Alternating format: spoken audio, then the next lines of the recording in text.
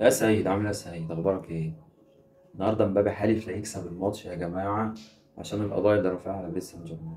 وناصر قايل للعيال: حد ابوكوا لو خسرتوا لا هخصم من كل واحد 5000 جنيه.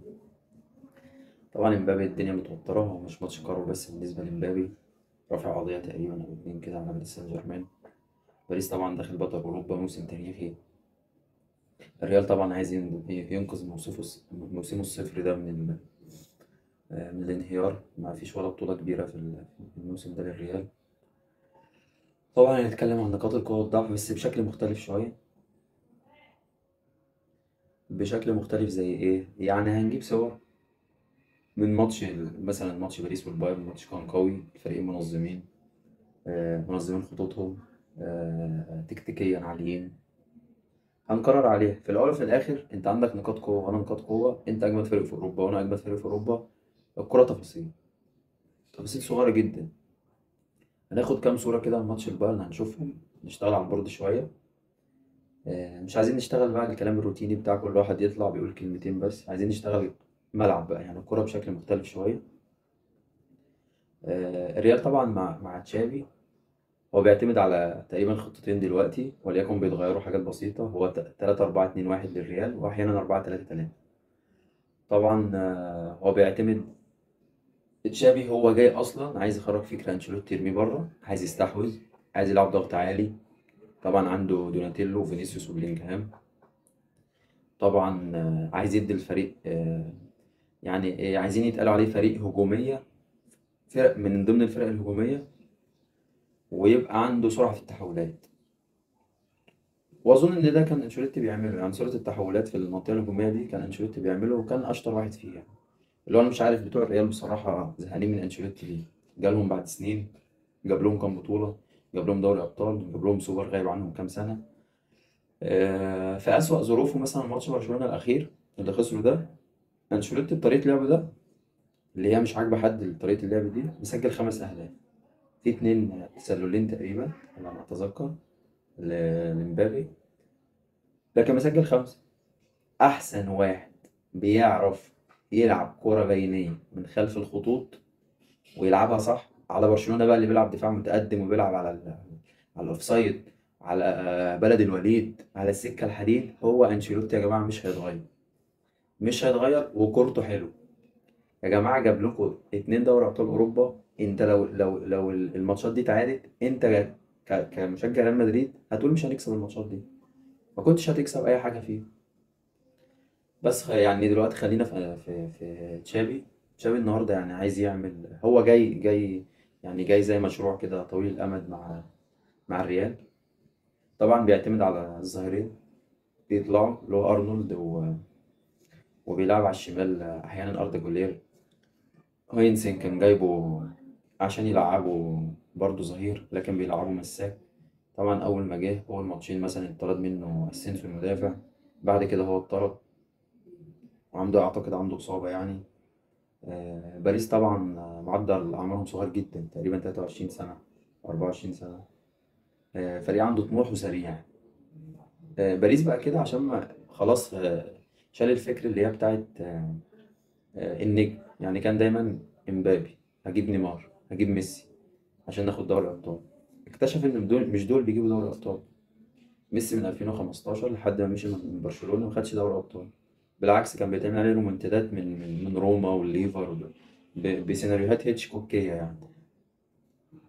طبعا بيستغل طبعا الجناحات بتاعته، معلم عثمان ديمبلي وباركولا، وعندك كفاراتسخيليا لاعب ممتاز جدا. طب خلينا النهارده نتفرج كده على كام صورة. وطبعا اللي بيقولوا ان باريس اقوى فريق في اوروبا، هو اقوى فريق في اوروبا فعلا حاليا، بس عشان الفرق التانية ضعيفة يا جماعة. مفيش فريق في اوروبا حاليا عنده سكواد متكامل زي باريس سان جيرمان. طيب هل عنده اخطاء ومثلا الريال قادر يكسب باريس بسهولة؟ لا، هو قادر يكسبه بس مش بسهولة. طب يكسب ازاي او ايه مثلا نقاط ضعفهم؟ انا شايف ان نقاط ضعف باريس مثلا بتتكلم في الحاج ماركينيوس اللي خلاص دلوقتي داخل على ال70، وباتشو لاعب قوي بدنيا لكن ضعيف فكريا يعني. شفنا حالة الطرد بتاع بايرن ميونخ. مش حاجة يعني، كمدافع كان عنده فكر يعني عمره ما ياخد كارت احمر زي ده. وهنشوف المساحات اللي دايما بيسيبوها ما بينهم الاتنين، والمساحات اللي ورا اللي خلفهم. وهنشوف هاري كين. هاري كين يا جماعه بيضرب سندوتشات سمين، واللي هو حواوشي اللي هو ابو خمسه ده. بص جسمه عامل ازاي وكده، وعمل ماتش تاريخي عليهم هما الاثنين. لولا زي ما احنا قلنا كده ان الكوره تفاصيل يعني. خلينا نبص كده على صور من ماتشات باريس، ونشوف التشكيل المتوقع مثلا ريال مدريد وباريس النهارده.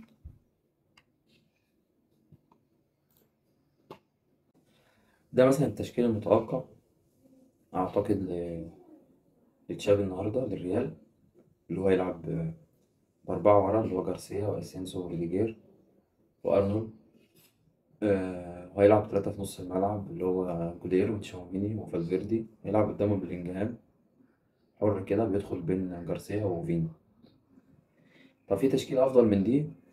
رأيي إن هو لو بدأ بمبابي في الماتش ده بالذات هيبقى أفضل له بكتير. امبابي الأول عنده حماس جدا إنه يكسب الفريق، طبعا إن هو خرج من عندهم وبتاع فعايز يثبت نفسه كده. فأعتقد إن هو هيبقى أقوى في الحتة دي. آه، طب باريس النهارده هيبدأ برضو 4-3-3. الخطة المعتادة بتاعته اللي بيلعب بيها على طول إنريكي. حكيمي على اليمين، ماركينيوس برالدو سيرد باكات، نونو باك شمال، لويز وفيتينيا ونيفيز تلاتة في نص الملعب. فيتينيا هو اللي بيتأخر، لويز بيطلع بيساند كفارة سخيليا قدام، ونيفيز بيبقى محوري كده بيدخل بين دوي وباركولا وبيرجع يساند في فيتينيا يعني في بعض الأحيان. طب خلينا نبص بقى على خلينا نبص على صور لماتشات بايرن كده، ونشوف طريقة لعب الأكتر اللي بيلعبها، أكتر طريقة لعب أو أكتر حاجة هو بيعملها وبيتحول من الحتة الدفاعية للهجومية. فريق باريس سان جيرمان بيعملها إزاي، وإزاي الريال يعني يقابل ده ويواجهه إزاي والطريقة إزاي، ونشوف البايرن كان بيلعب إزاي بالظبط. دي أول كرة في الماتش تقريبا. الناس اللي كانت بتتكلم على كامباني وإنه إزاي البايرن يجيب مدرب زي ده وكده، اتفرج على كامباني بيعمل إيه وتكتيكه وأدواره الدفاعية والهجومية وأدواره التكتيكية لبعض اللاعبين عاملة إزاي. بص كده اللاعب ده مثلا، ده نيمار، ده اصلا باك يمين هنا، هو المفروض بيلعب هنا. بص هو دايما هتلاقيه في النص دايما، ودايما اللي بيلعب باك يمين في ظل ان الراجل ده دخل نص الملعب هو يا اوليسي بيرجع الكره دي اوليسي هيقطعها هنا كده، يا اما دايما هو مكان هو اللي بيمسك كفاره سخيليا. دي اول كره. الكره دي جايه منين اصلا؟ الكره دي جايه من هنا. الكره دي جايه من عند ال 18 من عند منطقه الجزاء، اتلعبت هنا وراح ملعوبه هنا تاني. يعني اصبح ان دلوقتي انديكي بيعتمد على السويتشات في الكوره الطوليه، بيغير ملعب في لحظه، اللي هو تك كده يعني ما غيرش الكره طوليه بتلاقيه بيلعب لاعب في النص، لاعب اللي في النص بيلمس لمسه واحده على احدى الاطراف، يا يمين يا شمال، يا يمين يا شمال، يا بيقابل نونو مينديز الناحيه الثانيه، يا هنا اشرف حكيمي اللي هو دايما بيلعب في نص ملعب الخصم يعني. دي اول كوره بالسويتش اهي. دي تاني كوره في الماتش في الدقيقه تقريبا 18. بص برده سويتش جاي من هناك من عند نونو مينديز الكوره دي. بص بص على الكوره دي وبص على التفاصيل اللي قلنا عليها. باركولا هيستلم هنا استلام كويس جدا، دخل نص الملعب بيها. بص التفاصيل بقى. كومان المفروض هنا يعمل ايه؟ المفروض ان هو بيعمل اسكان، هو المفروض ان حكيمي يلعب تمام من اول الماتش هو بيلعب مع حكيمي. طيب بص كومان والثغرات اللي بنقول عليها، وان الكرة هي تفاصيل. بص التفاصيل. ده الباك الشمال ستانيسيتش دخل في اللعب، ده بافلوفيتش. بص الكرة دي ما زال ستانيسيتش بيجري ورا باركولا رغم انه هيعمل باص هنا، يعني هو ياخد خطوه هنا والتاني هيعمل باص هنا، وعارف ان المنطقه دي بتاعته اللي هي فاضيه، وعارف ان في اشرف حكيمي بيخش في المنطقه دي، ورغم كده دخل لعمق الملعب. في نفس الوقت بص على مين اللي في نص الملعب اللي قلنا عليه الباك اليمين، هو نيمار اهو. بص المعلم مين اللي واخد كفاره سخيليا، هو مكان. بص الكرة دي اتعملت باص، وما زال ستانيسيتش ما فيش اي كلام، وما زال كومان ما عملش سكان ولا مره وراه ولا مره. بص دوي هيعمل ايه؟ لمسه واحده، حكيمي انفراد، الكرة دي كانت رايحه جول اهي، اتلعبت بالعرض خرجت بره الشبكه، كانت جول فقط جول طبعا. هي دي التفاصيل. لكن تقول لي فريق مثلا قوي وفريق مش قوي، فريق عنده نقاط قوه ازاي خسر؟ بايرن لعب الماتش ده ماتش تكتيكي جبار من كومباني، لكن هي الكرة كده زي ما بنقول تفاصيل. بص الكرة دي اللي بنقول عليها ده ستانيسيتش، هنبص عليها دلوقتي. الكرة اهي اتلعبت زي ما احنا قلنا، ليمار هناك اهو، ليمار اهو، بوليسي وراه، اللي هو ليمار اصلا انت مالكش دعوه بالحته دي، انت خليك هنا او خليك في نص الملعب. وده اللي شفناه لما واحد زي نونو مينديز. نونو مينديز خطير قدام يا جماعه، خطير يعني، لاعب خطير في نص ملعب الخصم. نونو مينديز ما طلعش اصلا. بسبب ايه؟ بسبب انه بيعمل له عمق بلاعب الباك اليمين، بيعمل له عمق هنا. بص لاعبين البايرن كام؟ هتلاقيهم 6 7. ادي 3 4 8 لعيبه من البايرن. مين اللي ورا؟ الاثنين دول، جوناثان تاه وميكان. الكره دي هتتلعب ناحيه هناك على طول زي ما احنا شايفين كده. الاوليسيه هجمه، دي تقريبا طلعت بره خالص. دي برضو التحولات اللي احنا قلنا عليها. الكره دي جايه من نص الملعب. بص تحول، هي سويتش، هي هتتلعب سويتش. بص اتلعبت هناك لكفاراتسخيليا. مين اللي ماسك كفاراتسخيليا ومين اللي داخل في نص الملعب؟ ومكانه هيروح هتلاقوا الاوليسيه ضم عليه، يغطي ورا ومكانه، يا اما راح هو ولايمار هيدخل زي سيرد باك مكانه ومكانه. ده اللي بيحصل على طول في البايرن، واللي مركزيه اللي هو بيعملها في بعض خطوط الدفاع كمان. اه زي ما قلنا اداؤه ومكانه اهو، نفس الكوره، هو اللي ماسك، اوليسيه غطى وراه، لايمار دخل مكانه ومكانه بالظبط. جوناثان تاه ما شاء الله لسه جاي عايز توكتو. ادي برضو السويتشات والتحولات اللي كان نوير بيعملها دايما لكومان. هنبص على كرة لنوير اسف. نوير بيعمل دايما سويتشات يمين وشمال لاوليسيو كومان، اللي هو دايما بيعتمد عليه في بناء اللعب من تحت. نوير، وده مش من فراغ يا جماعه، دي خطه تكتيكيه يعني لخلخله الجماعه اللي هم خطوط الدفاع اللي هم الهشين بتوع باريس سان جيرمان. دي كومان اهو عمل. بص بقى المساحات اللي بنقول عليها بين الاثنين. بص ادي باتشو، بص ماركينيوس فين. ماركينيوس المفروض ان اشرف حكيمي هيكون مع الراجل ده، او فيتينيا هيكون مع الراجل ده، واشرف حكيمي هيقفل الهاف سبيس اللي ورا النيفيس، وماركينيوس مع الراجل ده. ماركينيوس المفروض يقف هنا، تمركزه يبقى هنا. بص المساحه الفاضيه اللي بين باتشو وماركينيوس. كين دخل كورتين ثلاثه كده عمل فيهم خطوره، من ضمنهم الكوره دي. بص عمل فيها ايه. الكوره دي اتلعبت بالعرض، هاري كين لعبها براسه، جت بجوار القائم ده. ادي تاني كوره. بص لايمار بقى فين. لايمار اهو، ده لسه ده نيمار، ده باك اليمين. احنا بنتكلم على نيمار باك يمين. لذلك اوليس نونو مينديز ما بيطلعش ليه؟ لانه هو بيزود له العدد هنا، عدد اللاعبين هنا، بدل ما هم اثنين او ثلاثه بيخليهم اربعه بليمار، بدل ما هم اربعه بيخليهم خمسه. وزي ما احنا شايفين بص هاري كين ما زال برضه بينزل تحت ومتاخر جدا. بص المساحه اللي هو لو هو لعبها الكومان وال1 2 اتلعبت، بص المعلم نيمار هيبقى فين بين الاثنين. برضه بين الاثنين في مساحه وخلفهم في مساحه. بص الكوره اهي، لكن حكيمي هيتزحلق فكومان هياخدها ويروح. هيلعب بالعرض، ما لعبش بالعرض. بص هاري كين فين يا جماعه. بص هاري كين ما زال هنا. بص المساحه اللي بين الهاف سبيس اللي دايما بين اشرف حكيمي وماركينيوس وباتشو. اتلعبت اهي لتحت. بص بقى بافلوفيتش هيعمل ايه. بص المساحه، انا عايزك تبص على الراجل ده جمال موسيالا. بص الكره اتلعبت وراه. بص الحاج ماركينيوس عنده 70 سنه والله. بص دي لو لمسه جول، لمسه يمين لمسه شمال هدف، لكن هو ما لمسش. ودوناروما طبعا شالها كويس جدا. خلاص كده ادي المساحات اللي بنتكلم عليها. عشان كده بقول امبابي هو افضل واحد بيعمل دي في العالم. بص الكوره تسلل طبعا، الكره دي دخلت هدف، لكن يبقى برضه يعني هي كويس تحتسب لباريس سان جيرمان، عملوها مرتين طبعا بهدفين، دي حاجه كويسه يعني. لكن لو هي طبعا الريال متفوق عن بايرن في الحته دي، انهم بيعرفوا يلعبوا على مسار التسلل كويس جدا، سواء فيني او مبابي. وطبعا بلينجهام بيوصل الكرات دي كويس جدا. ده هدف طبعا تسلل. نوير اهو، اللي قلنا ان نوير هو اللي بيعمل بيلعب السويتشات على اليمين وعلى الشمال بالنسبه للبايرن، هو بيلعبها نوير هنا دايما. دي طبعا اتقطعت من المعلم جوناثان تاه، استلم غلط. دي الكره الخطيره بتاعت نوير، كالبارات طبعا افضل حارس في التاريخ. بص بقى اللي بنتكلم عليه، ادي هاري كين بسندوتشين السمين اللي بياكلهم. هاري كين ما عملش اصلا، ما نطش على الكوره. هو بص هو واقف اهو. بص لعب الكوره ازاي. هو واقف، الكوره دي راحت هجمه على فكره خطره جدا لاوليسيه، ولعبها من فوق المرمى. بص الكوره، بص ماركينيوس بيعمل ايه. هو بيتفرج عليه اصلا، هو بيلعب اهو. هو بيتفرج عليه. اتلعبت، راحت لجنابري، طبعا جنابري هو لمسها، اداها بسن الجزمه كده، راحت لاوليسيه. بص بافلوفيتش في نص الملعب. بافلوفيتش واخد الكوره دي من هنا، من هنا كده، رجع بيها، ورجع لنوير. طب هو بيرجع لنوير ليه؟ مفيش غيره؟ لا ما في غيره. هو اصلا لما كان هنا كان معاه هنا كومان وكان لايمار لوحده. تمام. هو رجع لنوير ليه؟ رجع لنوير بقى عشان الحته دي هي دي. على فكره نوير غلط غلطه هنا تقريبا، وكان ديمبلي هيغلط هيجيبها بيه. نوير هو بيعمل الحته دي عشان الاثنين دول يدخلوا. تمام. المفروض ان كانوا بيفتح الملعب شويه. نوير يا بيلعب للباكين يا بيلعب للظاهرين قدام. ادي طبعا ده الهدف الاول لباريس، طبعا اتقطعت من هاري كين. بص هاري كين برده فين. بص هاري كين فين، من ضمن الاربعه خمسه اللي بيلعبوا مدافعين. وده غلط مش نقول غلط لكامباني لان هو ملوش بديل. طبعا ده عكس، هنشوف عكس ريال مدريد في ايه. يعني ايه الحاجات الكويسه ونقاط القوه اللي في بايرن ميونخ، وايه نقاط الضعف في بايرن ميونخ. وفي ريال مدريد اصلا عندهم النقاط الضعف دي هي نقاط قوه. الكره اتلعبت اهي من ورا ستانيسيتش، لا ستانيسيتش كان طلع من ورا بافلوفيتش، هتروح هتتلعب ده الهدف الاول. بصوا الكرات الطويله اللي مسانتها اهو، لعبها هاري كين تاني. بص يا جماعه ماركينيوس بص بيعمل ايه. هو اصلا طالع الناحيه دي، الكره هاري كين هيلمسها، والكره دي اللي المعلم ده هياخد فيها كارت احمر. بص هو لمسها. بص ماركينيوس طالع فين. بافلوفيتش هيلمها، جوريتسكا هيلم الكوره، كارت احمر. الكوره دي اللي فيها كارت احمر. ده الهدف الثاني طبعا. اللي انا بكلمك فيه بقى هم برضو الهاف سبيسز اللي ورا الاثنين المدافعين. بص عاملين ازاي. طبعا ماركينيوس بيظبطوا الحته بتاعت التسلل دي، ومهاجمين البايرن ما بيعرفوش يلعبوها قوي زي ريال مدريد. ريال مدريد بيلعب على دي، مفيش يعني مفيش لعيبه بتلعب او فريق بيلعب حته مسارات التسلل دي زي برشلونه. برشلونه بيظبطها بالسنتي، ورغم كده ريال مدريد بيلعب عليهم، مسجل منهم هدفين ثلاثه، مسجل اصلا في اخر ماتش 5 اهداف منهم 2 تسلل. تمام، يعني مسجل 3 اهداف. ده طبعا الكره تسلل، بس يبقى الكوره اللي ورا المدافعين هي دي يعني هي دي اعتقد ان الريال يقدر يخلص بيها الماتش. طبعا هدف اهو، لكن تسلل. ده الهدف الثاني. طبعا الهدف الثاني بص المعلم نوير وميكانو وهاري كين برضه. بص هتلاقي طبعا لديمبلي، ديمبلي هيجيب جول طبعا. دي طبعا ركله جزاء.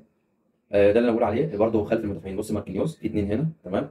نيفيز، فيتينيا مش موجود، فيتينيا ضاغط اهو، نيفيز هنا. ده اورالدو، ده اللي هو ولا بيرالدو، ده اللي هو المدافع الثاني، تمام. ونونو مينديز. ده طبعا اللي هو مكانه هيلعبها اللي دوناروما هيصد، وركله جزاء طبعا ما فيهاش حاجه، اللاعب لمس الكوره.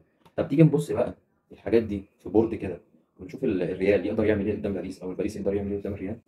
دي خطه كده الفريقين المتوقعه.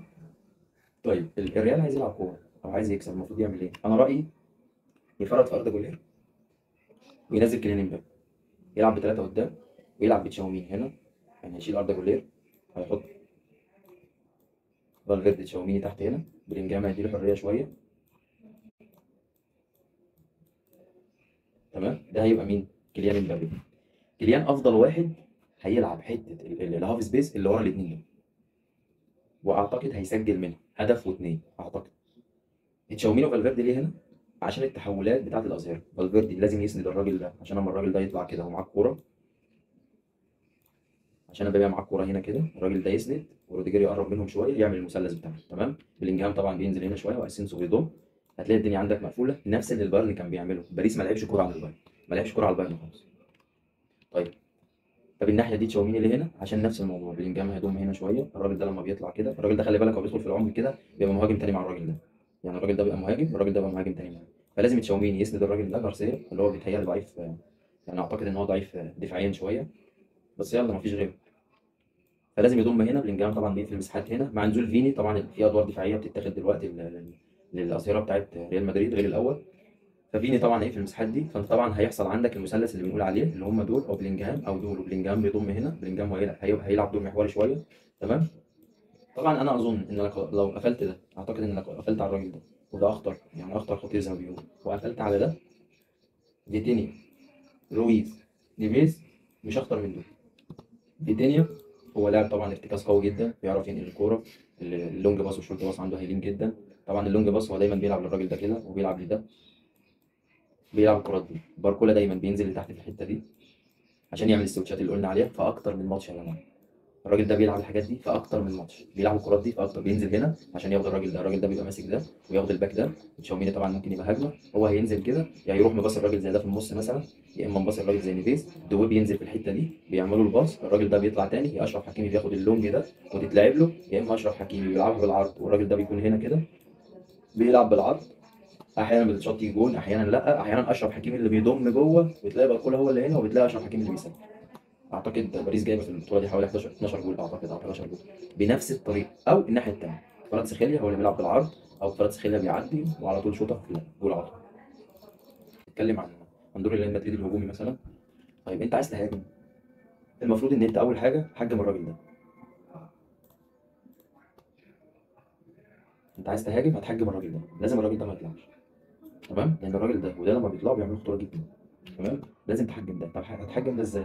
حجمه ان الراجل ده بيلعب هنا، بياخد الحته دي، فهو هيضطر ان هو يبقى معاه زي ما كان اوليسي بيعمل كده، وان ارنولد دايما مش هيبقى راجع لورا قوي، او فالفيردي اللي هيبقى هنا كده، وارنولد دايما مغطي الراجل ده. تمام، وروديجير طبعا بيقرب منه عشان يقفل المساحه. اللي هو في نفس الوقت هنلاقي برضو ان دايما لو انا لعبت مثلثات، لو انا دايما حطيت نفسي ان انا بلعب مثلث، هلاقي الدنيا عندي أهل. يعني الكره هنا مع انه مندز، او هنا عايز اعمل ضغط عالي، هضغط بفالفيردي هنا وارنولد هنا، هلاقي نفسي في الاول وفي الاخر المثلث بتاعي معمول. تمام. ضغط المثلثات هو ضغط مهم جدا. جوارديولا بيلعب بيه، عندك فليك بيلعب بيه، كومباني بيلعب بيه، ارتيتا في بعض الماتشات لعب بيه. آه، ودلوقتي احنا بنشوف برضو الضغط العالي مع تشابي الونسو، لكن مش بالجوده قوي. ممكن يكون كواليتي لاعبين ريال مدريد في الضغط ما هواش زي مثلا السيتي، ما هواش زي باريس سان جيرمان في الاستخلاصات. لان انت عندك يعني يعتبر اقوى لاعب في الضغط عندك هو فالفيردي، هو ده اقوى لاعب بيضغط. من بعديه اعتقد تشاومين. تمام. بلينجهام، امبابي، فيني، كل دول لعيبه هجوميه ما لهاش في الضغط قوي يعني. فطبعا لو انا عملت كده، امبابي بقى اللي انا رايي وهو ده عامل الفصل في الماتش ده، امبابي ده دايما يلعب بين الاثنين دول، هيلعب بين الاثنين دول. طيب هيلعب بين الاثنين دول ازاي؟ ان فيني دايما هيخش في الحته دي اللي ورا حكيمي، اصبح ان ماركينيوس هيجي له من هنا، لان اشرف حكيمي مش هيلتزم بدور دفاعي، مش هيلتزم ان هو يمسك الراجل ده وما يطلع. اشرف حكيمي لازم هيطلع، فهو لازم يلعب في الحته دي اللي هو هتلاقي ماركينيوس بيقرب. طبعا امبابي مع بيرالدو خلاص الموضوع انتهى، يعني امبابي هيسجل. جارسيا لو ضم هنا، اصبح ان انت خدت عاملين كويسين جدا، من ضمنهم ان الراجل ده هيرجع يمسك الراجل ده، لان نونو لما حكيمي بيطلع وبيكون في خلل زي ماتش البايرن كده وفي ضغط، الراجل ده بيقول له ما تطلعش، يعني انريكي بيقول للراجل ده ما تطلعش.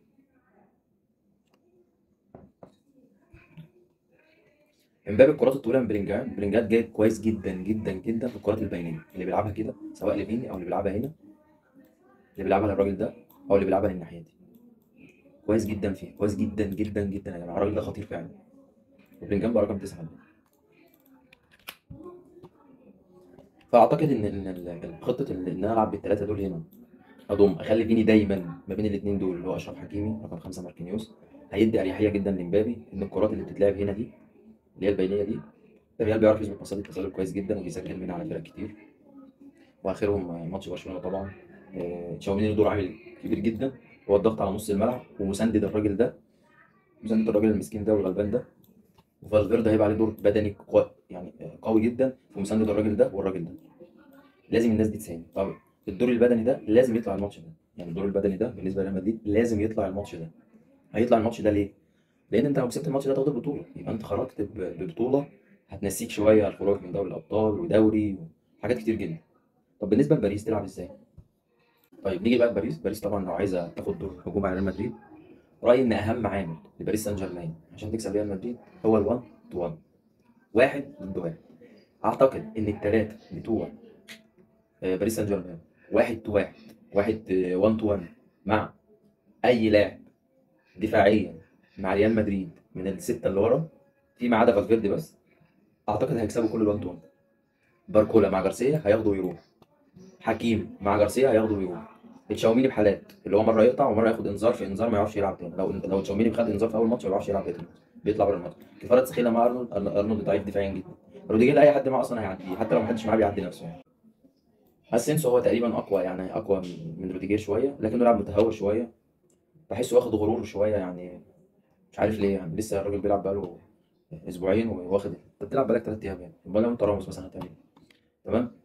اعتقد ان دايما لو حط اي مواجهه واحد واحد، يعني كرة معينه هنا، الكرة اهي في الحته دي او في الحته دي مثلا، ودويه اهو، لازم نيفيز ده يطلع سريعا، لازم فيتينيا يخش معاهم في اللعب، نيفيز ياخد الحته دي او باركولا ياخد دي، نيفيز يفتح الملعب شويه، فيتينيا يكون موجود.